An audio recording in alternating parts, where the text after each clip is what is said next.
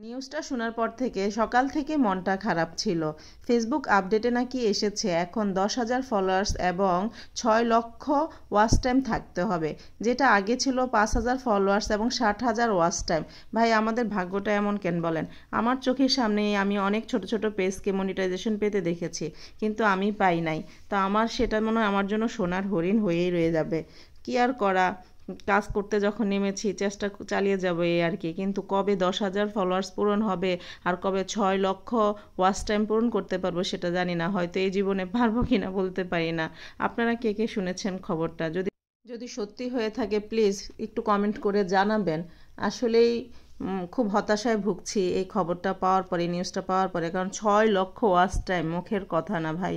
আজকে প্রায় 6-7 মাস ধরে পেজে কাজ করছি, কিন্তু আসলেই কোনো ভরসাই পাচ্ছি না।